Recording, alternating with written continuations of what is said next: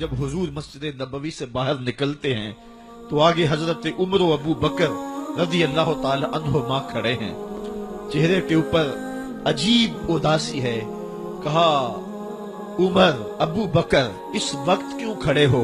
عرض کی حضور بھوک نے گھر میں ٹکنے نہیں دیا، ہم نے چاہا حضور کا چہرہ دیکھ لیں تو کچھ پیاس بجھ جائے، کچھ بھوک مٹ جائے۔ حضور نے فرمایا میرا حال بھی یہی ہے، جس چیز نے تجھے گھروں سے نکالا ہے وہی چیز مجھے گھر سے نکال لائی ہے۔ چلتے ہوئے حضرت ابو ایوب انصاری کے گھر کے قریب سے گزرے،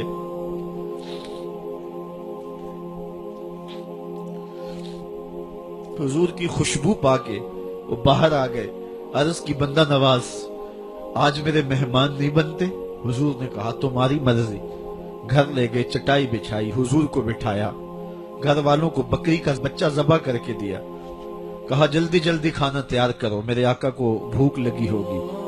یہ کہہ کے واپس آئے، حضور کے پاس بیٹھے، نظر چہرے پہ پڑی تو گھبرا گئے۔ نکاحت کے آثار اتنے واضح تھے کہ سمجھ آ رہی تھی کتنے دنوں سے حضور نے کچھ نہیں کھایا۔ اٹھ کے باغ میں چلے گئے، کھجوروں کا خوشہ توڑا، حضور کے سامنے رکھا، کہا بندہ نواز جب تک کھانا تیار نہیں ہوتا یہ کھجوریں تناول فرمائیں۔ تھوڑی دیر کے بعد کھانا دسترخوان پہ لگ گیا، حضور سے عرض کی گئی حضور آئے کھانا تناول کر لیں۔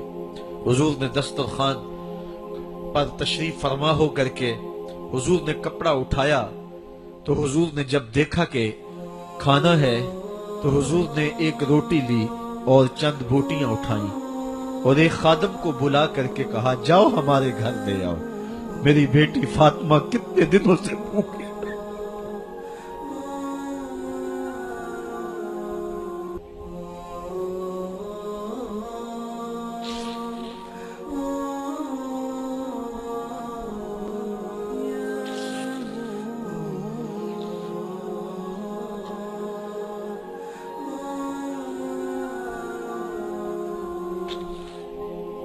کہا جاؤ ہمارے گھر لے آؤ، میری فاطمہ کتنے دنوں سے بھوکی بیٹھی ہوئی۔ مال کے کونین ہیں گو پاس کچھ رکھتے نہیں، دو جہاں کی نعمتیں ہیں ان کے خالی ہاتھ میں۔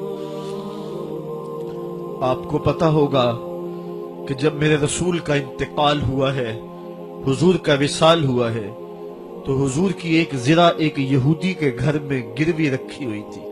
حضور نے زرہ رکھ کر کے اس سے قرض لیا ہوا تھا۔ یہ اسلام کی غربت کی کہانی ہے۔ جب چیتھڑے پہنے ہوئے تھے، جب پیوند لگے لباس پہنے تھے، جب پیٹ میں ڈالنے کے لقمہ بھی نہیں تھا، اللہ کا دین اس وقت بھی غالب تھا۔ اور جب گلیوں کے اندر ریشم بکھرا ہوا ہوتا تھا، کوئی اٹھانے والا نہیں تھا، دین اس وقت بھی غالب تھا۔ دین کا غالب ہونا یا نہ ہونا اس کا تعلق جو ہے وہ مال و دولت سے نہیں ہے۔ اقبال کہتا ہے کہ زوال بندہ مومن کا بے زری سے نہیں، مومن کا زوال بے زری سے نہیں ہے بلکہ اس کا سبب کوئی اور ہے۔ وہ سبب ڈھونڈنا ہے کہ ہم دنیا میں رسوا ہو کے کیوں رہ گئے، ہم زمانے کے سامنے تماشا کیوں بن کے رہ گئے، آج نبی کی امت پوری کائنات میں رسوا ہو کے کیوں رہ گئی، آج ہمارا تماشا دیکھا جا رہا ہے، آج بھوکے کتوں کو ہماری بیٹی اور بہنوں کے اوپر چھوڑا جا رہا ہے اور اس کا تماشا دیکھا جا رہا ہے۔ کیا ہم نے یہ دن بھی دیکھنے تھے؟ ہم نے سراغ لگانا ہے۔ دولت کی قلت اور کثرت یہ ثانوی چیزیں ہیں۔ ہم نے تاریخ میں دیکھا ہے ہم کبھی مالی طور پہ کمزور تھے، رسوا نہیں ہوئے ہیں، مال زیادہ ہو گیا رسوا نہیں ہوئے ہیں، رسوائی کے سبب کوئی اور ہیں۔ جب تک ہم اس عزت والے اسلام کے دامن کو تھامے رہیں گے ہماری عزت قائم رہے گی، اور جب اسلام کے علاوہ کسی اور جگہ سے عزت ڈھونڈیں گے تو رسوا کر کے رکھیں گے۔